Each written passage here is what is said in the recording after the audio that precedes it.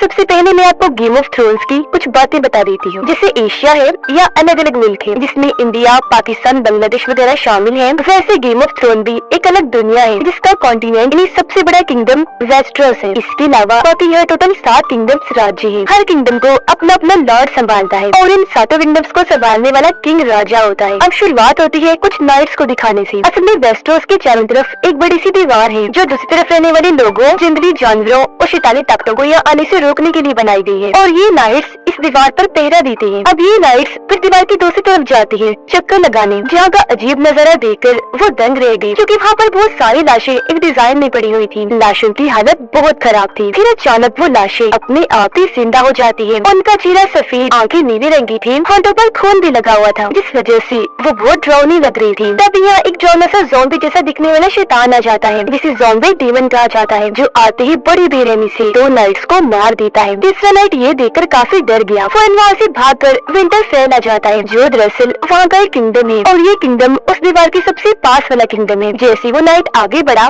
यहाँ के सोल्जर्स उसे पकड़ लेते हैं। जिसके बाद ये आई नाइट स्टार जो इस किंगडम विंटरफेल के लॉर्ड हैं, यानी यहाँ की हिफाजत करते हैं, यहाँ के हेड हैं। नाइट स्टार अपनी तलवार से उस फैट का गला काट देते हैं क्योंकि नाइट्स के कुछ असूल थे जिससे वो शादी नहीं करेगा, हमेशा नाइट बनकर जिंदगी गुजारेगा और जहाँ रहता है वही रहेगा, कभी वहाँ से भागेगा नहीं। और क्योंकि यहाँ नाइट स्टार को लग रहा था कि वो बगावत कर रहा है, भागा है, इसलिए उन्होंने इस नाइट को मार दिया। अब नाइट स्टार अपने बच्चों के साथ जब वहाँ से जा रही थी तो रास्ते में उन्हें वुल्फ यानी भेड़िए के 6 बच्चे मिलते हैं जिनके माँ बाप वुल्फ को किसी ने मार दिया था। अब नाइट स्टार के खानदान का निशान एक वुल्फ का ही था, इसीलिए वो 6 के 6 वुल्फ के बच्चे अपने बच्चों को दे देते हैं। यहाँ उनके अपने 5 ही बच्चे थे। 2 बच्चे जो जवान थे वो उनके सुतेले बेटे थे जिनमें से एक का नाम जॉन था। अब हमें इन 7 किंगडम का कैपिटल इन्हीं सबसे बड़ा शहर दिखाया जाता है जहाँ किंग भी रहता है। यहाँ किंग की वाइफ अपने भाई जेमी से बात कर रही थी कि किंग का जो राइट हैंड था, इन्हीं किंग का खास आदमी, अचानक किसी वजह से उनकी मौत हो गई है। उधर विंटरफेल में नाइट स्टार की वाइफ उनके पास एक खत लेकर आती है जिसमें लिखा था कि किंग नाइट स्टार के किंगडम आ रहे हैं। हमें एक जगह दिखाई गई जहाँ 2 खास नस्ल के बच्चे रह रहे थे। खास नस्ल इसलिए क्योंकि उनकी कुछ खूबियाँ थी, कुछ ताकतें थी उनके पास, जिनके बाल गोल्डन रंग के थे। दोनों बच्चे जवान थे, बहन भाई थे। इनमें लड़की का नाम डेनेरियस था। इन दोनों के डैड ने काफी सालों तक इन सारे किंगडम्स पर राज किया था, लेकिन फिर कुछ सालों पहले नाइट स्टार और अब जो किंग है उन्होंने मिलकर एक साजिश की। उन्होंने जेमी जो किंग की वाइफ का भाई भी है उसे अपने साथ शामिल कर लिया,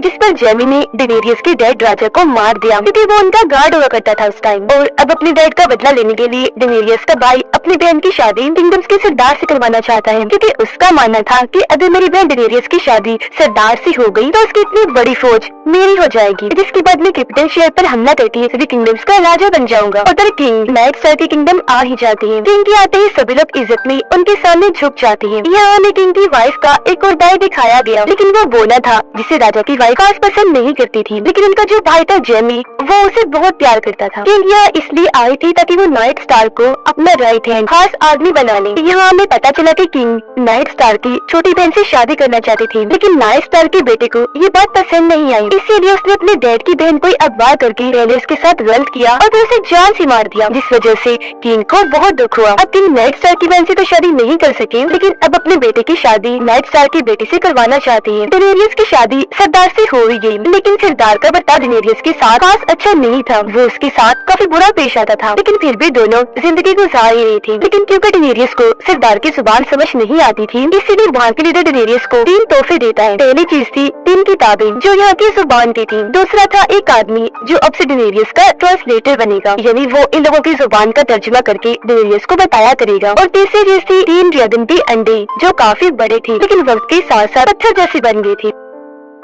नाइट स्टार का छोटा बेटा एक खाने पर टावर पर चढ़ रहा था, जहाँ वो जेमी और उसकी बहन इन्हीं किंग की वाइफ को एक साथ बड़ी अजीब हालत में देख लेता है। अब बच्चा किसी को जाकर बता न दे, इसलिए जेमी उसे मारने के लिए टावर से नीचे फेंक देता है। डेनेरियस अपने हस्बैंड सरदार की जुबान सीख रही थी, साथ ही साथ उसकी अपने हस्बैंड से ताल्लुक भी अच्छी हो गई थी। नाइट स्टार का बेटा टावर पर से गिरने की वजह से मरता तो नहीं, लेकिन कोमा में चला जाता है। लेकिन फिर भी नाइट स्टार अपनी दोनों बेटियों को लेकर कैपिटल शहर जा रही थी, जबकि उनका सुतेला बेटा जॉन नाइट बनने के लिए उस बड़ी सी दीवार के पास जा रहा था। अब बोने से किंग का बेटा बदतमीजी करने लगा, जिस वजह से बोने ने उसे 3 थप्पड़ लगा दिए। पास खड़ा हुआ एक आदमी जो दरअसल नाइट स्टार का सोल्जर था, वो सब देख रहा था और इसका चेहरा जला हुआ था। अब नाइट स्टार की वाइफ से मिलने मिनिस्टर आते हैं। गेम ऑफ थ्रोन में मिनिस्टर काफी पढ़े लिखे इंसान को कहा जाता है, जो डॉक्टर, साइंटिस्ट सभी का काम करते हैं, और वो इनकी फैमिली के खास मिनिस्टर थे। उनके जाने के बाद जॉन यहाँ आता है, क्योंकि वो भी जाने वाला था। वो यहाँ अपने सौतेले भाई जो कोमा में जा चुका था उससे मिलने आया था। यहाँ हम साफ साफ देख पाते हैं कि नाइट स्टार की वाइफ उसे खास पसंद नहीं करती थी, लेकिन जॉन अपने बहन भाइयों से प्यार करता था, बेशक वो सौतेले ही क्यों न थी। जिसके बाद में वो अपनी छोटी बहन के पास जाकर उसे छोटी सी तलवार गिफ्ट करता है, क्योंकि वो आम बच्चों जैसी नहीं थी बल्कि खास थी। उसे भी वॉरियर बनना था, बचपन से ही वो बहादुर थी। जिसके बाद जॉन मर्द बनने अपने रास्ते पर और नाइट स्टार अपने रास्ते पर निकलने लगती है। जाते जाते जॉन उनसे अपनी मॉम के बारे में पूछता है कि मेरी असल मॉम कहाँ है और वो कौन थी। नाइट स्टार कहती है कि जब तुम सफर से लौटोगे तो मैं तुम्हें तुम्हारी माँ के बारे में बता दूंगा। नाइट स्टार और किंग जब एक जगह बैठी थी तो तभी किंग को एक खत मिला, जिस पर लिखा था कि डेनेरियस और सरदार की शादी हो गई है। जो सुनकर किंग को इतना गुस्सा आया कि वो डेनेरियस को मारने के लिए कहता है, पर नाइट स्टार उनकी इस बात से सहमत नहीं होते और मना कर देते हैं। सफर में जॉन के साथ बोना भी जा रहा था, क्योंकि वो दीवार के पास जा रही थी, इसलिए वो भी दीवार को करीब से देखना चाहता था। यहाँ कुछ क्रिमिनल्स इन्हें मुजरिम के साथ जा रही थी, क्योंकि वो नाइट हस्बैंड के साथ जाने वाली थी। अब किंग का बेटा और नाइट स्टार की बेटी आपस में बातें कर रही थी, क्योंकि आगे चल के उनकी शादी होने वाली थी। लेकिन यहाँ किंग का बेटा देखता है कि नाइट स्टार की छोटी बेटी एक गरीब लड़के के साथ तलवार से खेल रही है, जो चीज उसे बिल्कुल अच्छी नहीं लगी। वो अपनी तलवार देकर उस लड़की के चेहरे पर कट लगा देता है। ये देखकर बच्चे को गुस्सा आ गया, क्योंकि वो गरीब लड़का उसका दोस्त था। इसीलिए वो किंग की बेटी, जिसके साथ उसकी बहन की शादी होने वाली थी, उसे मारने लगती है। पर वो खुद को छुड़वा कर नाइट स्टार की बेटी को भी नीचे गिराकर उसे मारने लगता है। पर तभी यहाँ बच्चे का वुल्फ आकर किंग की बेटी के हाथ पर काट लेता है, जिससे वो काफी जख्मी हो गया। तलवार भी उसके हाथ से छूट गई। तब नाइट स्टार की बेटी उसकी तलवार फौरन उठाकर तालाब में फेंक कर यहाँ से भाग जाती है। अब नाइट स्टार का बेटा जो कोमा में था, उसे मारने के लिए एक आदमी आता है, जिसके पास खंजर था। इससे पहले वो बच्चे को नुकसान पहुंचाता, यह नाइट स्टार की वाइफ इन्हीं बच्चे की मॉम आकर उसे रोक देती है, क्योंकि इस वक्त वो यहीं छुपी हुई थी। वो उस आदमी से उसका खंजर छीन लेती है। तभी यहाँ उनका वुल्फ आकर उस आदमी की गर्दन पर काट लेता है, जिससे उसका इतना खून बहता है कि मौके पर ही उसकी मौत हो जाती है। इस वजह से नाइट स्टार की वाइफ को भी अजीब लगने लगा और वो अपने हस्बैंड नाइट स्टार से मिलने के लिए निकल जाती है। अब क्योंकि नाइट स्टार की बेटी की वुल्फ ने किंग की बेटे को काटा था, इसीलिए वो उसे वहाँ से भगा देती है, ताकि कोई उसकी वुल्फ को मार न दे। पर सिपाही उसे पकड़कर किंग के पास ले जाते हैं। यह किंग का बेटा और खुद उसकी बहन झूठ बोल देते हैं कि इसकी वुल्फ ने किंग के बेटे को बिना बात के ही काटा है। वो ये नहीं बताते कि किंग के बेटे ने भी काफी बुरा किया था। वो अपनी बहन को झूठ बोलता हुआ देखकर नाइट स्टार की छोटी बेटी काफी गुस्से में आ जाती है, इसीलिए वो अपनी बहन को मारने लगती है। तो यहाँ किंग सजा सुनाती है कि नाइट स्टार की छोटी बेटी का जो वुल्फ है उसे मार दिया जाए। पर क्योंकि उसने तो पहले अपने वुल्फ को भगा दिया था, तो किंग कहती है तो फिर उसकी बड़ी बहन की वुल्फ को मार दो। इसीलिए अब नाइट स्टार को जाकर अपनी बड़ी बेटी की वुल्फ को मार देते हैं। कुछ ही देर में नाइट स्टार कैपिटल शहर पहुँच जाते हैं, जहाँ उन्हें मिलने के लिए कौंसिल बुलाया जाता है। यहाँ उनकी मुलाकात इनके भाई एक लॉर्ड जो सारा बिजनेस संभालते हैं उनसे और एक रिपोर्टर लॉर्ड से होती है, जिन्होंने अलग अलग जगह पर अपनी खबरें छोड़ी हुई थी, जो सारी जानकारी लाकर किंग को देते हैं। एक बूढ़ा आदमी भी उनसे मिलता है, जो यहाँ के मास्टर है। अब डेनेरियस को पता चलता है कि वो माँ बनने वाली है, और उसका जो ट्रांसलेटर है वो सारी खबरें किंग तक पहुँचाता है। तब के जरिए उसने किंग को बताया था कि डेनेरियस की शादी सरदार से हो गई है। जॉन भी दीवार के पास पहुँच गया था, जो यहाँ नए बनने वाली वॉरियर्स योद्धा को तलवारबाजी सिखा रहा था। उसके अंकल इन्हें नाइट स्टार के भाई से बताते हैं कि मैं दीवार की दूसरी साइड पर जा रहा हूँ, क्योंकि मैं एक रेंजर हूँ और एक रेंजर ही चक्कर लगाने, छानबीन करने दीवार के उस पार जा सकता है। और विंटरफेल में नाइट स्टार की उस बेटे की आंख खुल जाती है, जो कोमा में चला गया था। होश में आने पर उसे पता चलता है कि मेरी दोनों टांगे खराब हो गई है। उसे तो ये तक याद नहीं था कि मुझे टावर से गिराया किसने था। नाइट स्टार की वाइफ कैपिटल शहर पहुँच जाती है, जहाँ उनके हस्बैंड थे। वो यहाँ आकर लॉर्ड से मिली, जिसके साथ वो बचपन में रहा करती थी। बचपन में ये लॉर्ड उन्हें पसंद करता था। नाइट स्टार की वाइफ को लगता है कि वो आज भी मुझे पसंद करता है, इसीलिए वो उस पर गुस्सा करती है, क्योंकि वो तो उसे अपना छोटा भाई समझती थी। अब थोड़ी ही देर में यह नाइट स्टार भी आ जाती है। उनकी वाइफ उन्हें वो खंजर दिखाती है, जिसके जरिए उस आदमी ने उनके बेटे पर हमला करने की कोशिश की थी। ये खंजर बहुत ही खास और महंगी स्टील से बना था। इस स्टील को गेम ऑफ थ्रोन में बहुत कीमती माना जाता है। यह लॉर्ड बताता है कि ये खंजर तो होने का है, यानी किंग की वाइफ के भाई का। पर इन चीजों में ज्यादा ना पड़े, इसलिए नाइट स्टार अपनी वाइफ को वापस किंगडम विंटरफेल भेज देते हैं। साथ ही नाइट स्टार्क अपनी छोटी बेटी को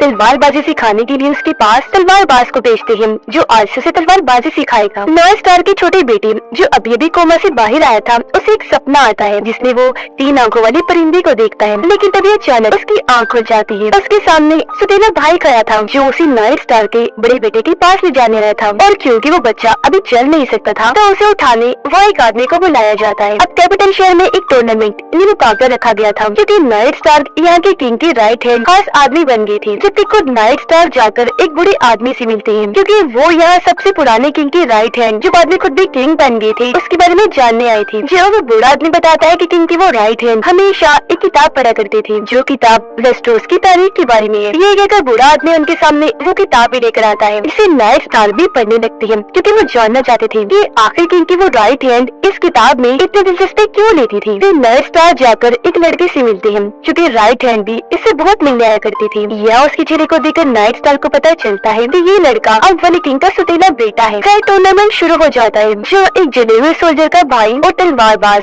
एक दूसरे के मुकाबले में आते हैं। इनका मुकाबला था कि दोनों ने एक दूसरे को घोड़े पर से गिराना है, और जो भी पहले घोड़े से गिर गया वो हार जाएगा, जिसने गिराया होगा वो जीत जाएगा। अब यह जले हुए सोल्जर का भाई बहुत खतरनाक था, क्योंकि अपने भाई का चेहरा इसने ही जलाया था। जैसे उनका मुकाबला शुरू हुआ, सोल्जर का भाई तलवारबाज की सीधा गर्दन पर रॉड देकर मारता है, जिससे वो इतना जख्मी हो गया कि फौरन नीचे गिर जाता है। तेजी से उसका खून बहने लगा, इस वजह से तलवारबाज की वहीं मौत हो जाती है। नाइट स्टार की वाइफ जब विंटरफेल जाने के लिए निकलने लगी तो वहाँ उन्हें बोला दिख जाता है, इसीलिए वो अपने सिपाहियों को कहकर उसे पकड़वा लेती है। अब टूर्नामेंट में अगला मुकाबला एक प्रिंस, राजकुमार और जले हुए सोल्जर के भाई के बीच में था। जैसे मुकाबला शुरू हुआ, तलवार मारकर प्रिंस उसे बड़ी आसानी से नीचे गिरा देता है। अब क्योंकि सोल्जर का भाई हार गया था, इस वजह से उसे इतना गुस्सा आया कि वो फौरन खड़ा होकर प्रिंस को मारने लगा। अपने भाई की इस हरकत पर जले हुए सोल्जर को बहुत गुस्सा आया। वो जल्दी से मैदान में आकर अपने भाई को रोकता है, उससे लड़ने लगा। ये चीज देखकर किंग को बहुत गुस्सा आया। वो फौरन उठ खड़े हुई, चिल्लाकर उन्हें लड़ाई बंद करने को कहती है। तब सोल्जर का भाई गुस्सा होकर वहाँ से चला जाता है। नाइट स्टार जब रिपोर्टर लॉर्ड से बात करती है तो यहाँ उन्हें बहुत बड़ी जानकारी मिलती है। रिपोर्टर लॉर्ड बताते हैं कि सबसे पहले किंग की राइट हैंड जिसके बारे में अब जानकारी इकट्ठा कर रही है, उनकी मौत कुदरती तौर पर नहीं हुई थी, बल्कि उन्हें जहर देकर मारा गया था। नाइट स्टार की बेटी बिल्ली का पीछा करते करते एक काफी बड़े केव गार में आ गई थी, जहाँ उसे ड्रैगन के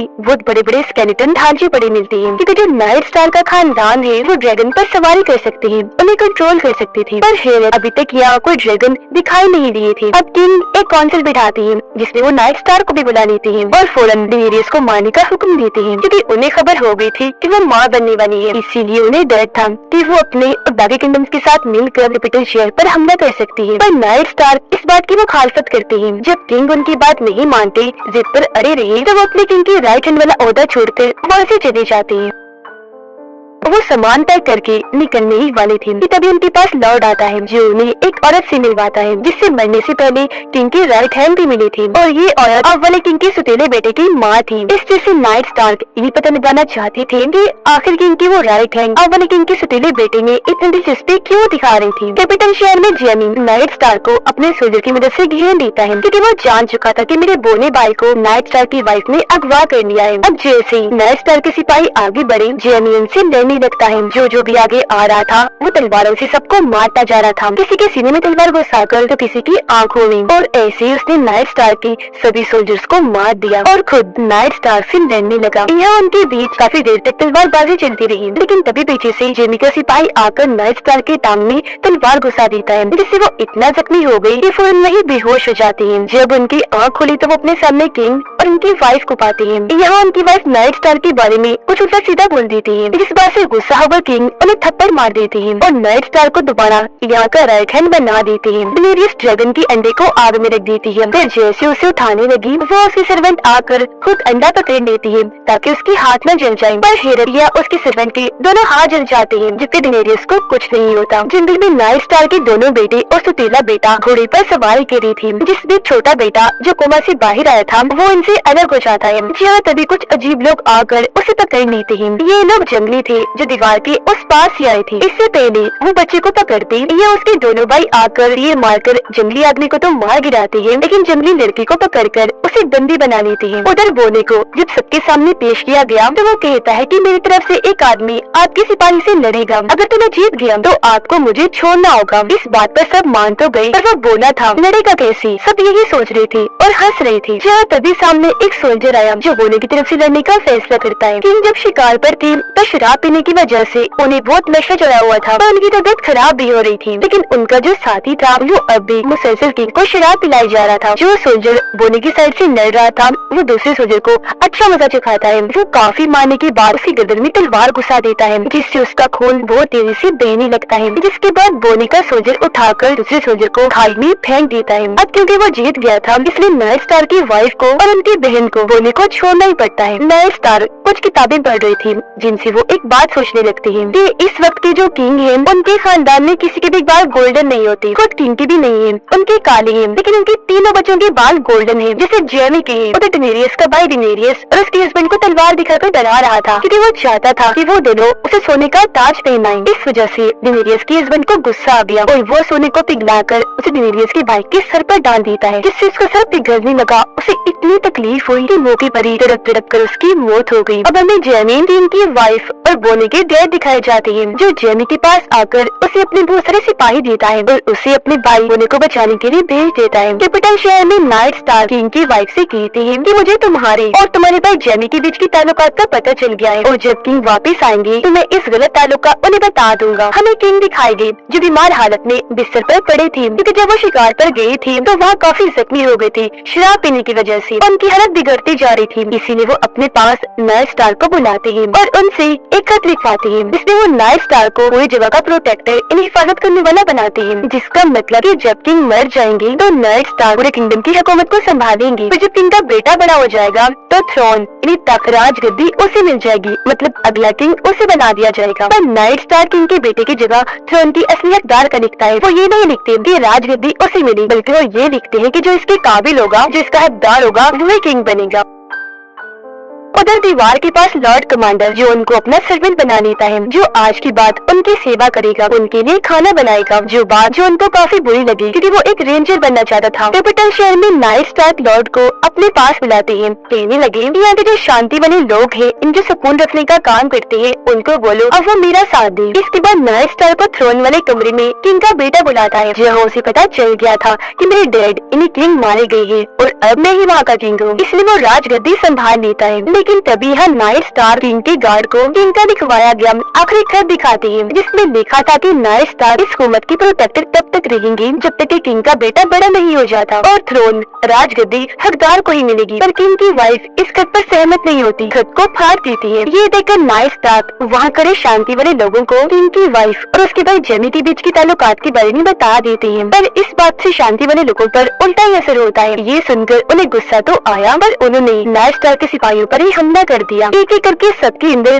तलवारें घुसाकर उन्हें मार दिया। जंग का एक माहौल बन गया था वहाँ। साथ ही लॉर्ड जो पहले वफादार था वो नाइट स्टार के साथ गद्दारी करके उनकी गर्दन पर तलवार रख देता है। बाहर भी जंग का माहौल था क्योंकि जेमी के गार्ड नाइट स्टार के गार्ड पर हमला करके उन पर भारी पड़ रही थी। कुछ गार्ड नाइट स्टार की छोटी बेटी को भी पकड़ लेते हैं, लेकिन उसका तलवारबाज बच्ची को वहाँ से भगा देता है। अब दीवार की दूसरी तरफ से दो लाशें आती है, जो लाशें उन नाइट्स की थी जो दीवार की दूसरी तरफ गए थे नाइट स्टार के भाई के साथ। अब तक उनके भाई का भी कोई अता पता नहीं था क्योंकि उनका भी खाली घोड़ा ही वापिस आया था। अब लॉर्ड कमांडर जॉन को बताती है कि तुम्हारे सुतेरे डैड नाइट स्टार को कैपिटल शहर में गद्दार कहकर पकड़ लिया गया है। ये सुनकर जॉन को गुस्सा आ गया। अपने डैड को बचाने के लिए वो कैपिटल शहर में जाने की बात करता है, जिस पर लॉर्ड कमांडर उसे नाइट के वादे याद करवाते हैं, जिसके मुताबिक एक नाइट की कोई फैमिली नहीं होती और उन्हें कोई फर्क नहीं पड़ना चाहिए कि सातों किंगडम्स में क्या हो रहा है। अब दीवार के पास एक लाश अचानक जिंदा हो जाती है जो बहुत भयानक बन गई थी और वो लॉर्ड कमांडर पर हमला कर देती है। पर तभी यहाँ जॉन आ जाता है लॉर्ड कमांडर को बचाने के लिए। वो तलवार से लाश का हाथ काट देता है, जो हाथ कटकर नीचे गिर जाता है। फिर वो लाश के पेट में तलवार घुसा देता है, पर लाश को कुछ नहीं होता, इसलिए जॉन उसकी तरफ लालटेन फेंककर आग लगा देता है। लाश जल गई। इस मौके का फायदा उठाकर जॉन लॉर्ड कमांडर को लेकर वहाँ से भाग जाता है। उधर सरदार के बहुत सारे लोग उस पर गुस्सा करने लगे क्योंकि वो डेनेरियस की वो सारी बातें मानने लगा था। लोग बगावत पर उतर गए थे। एक लड़का तो तलवार से डेनेरियस के हस्बैंड पर हमला कर देता देता है, जिससे उसके सीने पर कट लग जाता है। उसका खून निकलने लगा था। इस बात से उसे इतना गुस्सा आया कि उसने लड़की को गर्दन से पकड़कर उसके गले की हड्डियां तोड़ दी, जिससे वो वहीं मारा गया। वो ना अपने साथियों के साथ अपने डैड के पास पहुंचा, जहां उसके डैड नाइट स्टार के बेटे के साथ लड़ाई की तैयारियां कर रही थी, और वो अपने बेटे बोनी और उसके साथियों को भी अपने साथ लड़ाई में शामिल कर लेती है। किंग का बेटा एक सीनियर सिपाही को बूढ़ा बोलकर उन्हें वहाँ से रिटायर कर देता है कि अब से तुम हमारे लिए काम नहीं करोगी। जिस बात से सिपाही को इतना गुस्सा आया कि वो खुद ही अपना ओहदा छोड़कर वहाँ से चला गया, जिसके बाद किंग का बेटा उनकी जगह जेमी को दे देता है। अब नाइट स्टार की बड़ी बेटी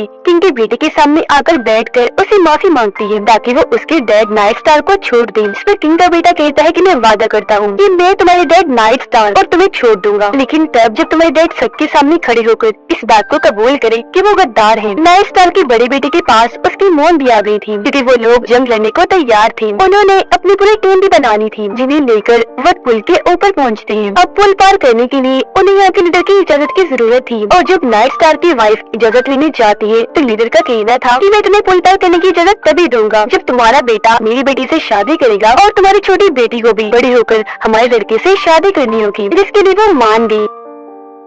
तब लीडर भी पुल पार करने की इजाजत दे देता है। लॉर्ड कमांडर की जो ने क्योंकि जान बचाई थी, इस वजह से वो उससे बहुत खुश थी और उसे अपने खानदानी सबसे पुरानी खास लोहे की तलवार देती है इनाम के तौर पर। डेनेरियस के हस्बैंड की छाती पर जहाँ तलवार लगी थी, उस वजह से वो इतना जख्मी था कि उसकी हालत खराब हो रही थी। वो इतना कमजोर हो गया कि अपने घोड़े से ही नीचे गिर जाता है, जो देखकर उसके लोग उल्टी उल्टी बातें बनाकर गद्दारी करने का सोचते हैं, क्योंकि ये लोग उसे अपना सरदार मानते हैं जो ताकतवर हो, न कि कमजोर। ये देखकर डेनेरियस वहाँ की एक औरत से मिलती है जो जादूगरनी थी, क्योंकि जादू वगैरह जानती थी। उसी डेनेरियस अपने हस्बैंड को बिल्कुल ठीक करने का कहती है। जादूगरनी कहती है कि मैं तुम्हारे हस्बैंड को ठीक तो कर दूंगी, पर इसके बदले में तुम्हें एक जान देनी पड़ेगी, वरना ये मर जाएगा। जिसके बाद वो सरदार के घोड़े को वहाँ बुलाकर अपने हाथों से ही उसे मार देती है। अगले दिन जेमी के डैड के कैंप पर हमला हो गया। उन्होंने दूसरी फौज का काफी बहादुरी से सामना करके इस जंग को जीत लिया, पर उन्हें पता चला कि तो नाइट स्टार के बड़े बेटे की चाल थी। उसने सिर्फ 2000 सिपाही यहाँ भेजे थे हमला करने के लिए, ताकि उनका ध्यान भटके और खुद वो जाकर जेमी को पकड़ ले। होता भी बिल्कुल ऐसा ही। नाइट स्टार का बेटा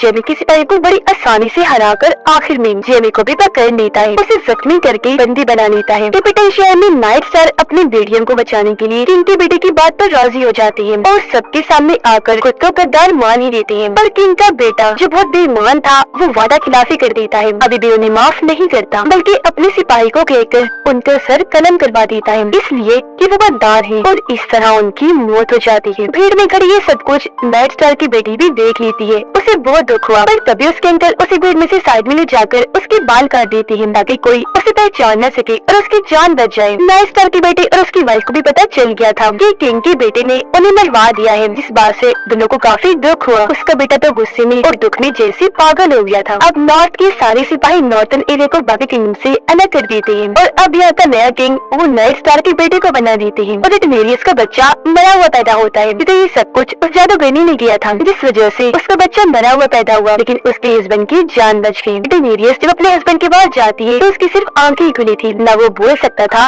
न ही हिल सकता था, यानी वो बिल्कुल एक जिंदा लाश की तरह था। पता चलता है कि ये सब कुछ उस जादूगरनी ने जानबूझ के किया था, क्योंकि उसका हस्बैंड यहाँ के लोगों को परेशान किया करता था। अब क्योंकि वो जिंदा लाश था, तो ना चाहते हुए डेनेरियस उसके ऊपर तकिया रखी खुद उसे जान से मार देती है, फिर उसकी लाश को जलाने की सारी तैयारियां कर देती है। वो ड्रैगन के अंडों को भी आग में रख देती है और खुद भी उसमें बैठ जाती है। काफी टाइम के बाद जब आग बुझ गई तो लोग वहाँ चेक करने के लिए आए, जो हम बड़ा ही हैरान करने वाला सीन देखते हैं। आग की वजह से उसके सारे कपड़े जल गए थे, पर डेनेरियस को जरा भी कुछ नहीं हुआ था, और तो उसके तीनों अंडों में से ड्रैगन निकलकर बाहर आ गए थे, जो डेनेरियस के कंधे पर आकर बैठ जाते हैं। ये देखकर ट्रांसलेटर काफी हैरान रह गया। वो और कुछ लोग वहाँ डेनेरियस के सामने घुटनों के बल बैठ गई, उसके सामने झुक जाती है, क्योंकि वो जान गए थे कि डेनेरियस बहुत खास है। और इसी के साथ पहला सीजन इधर ही खत्म हो जाता है।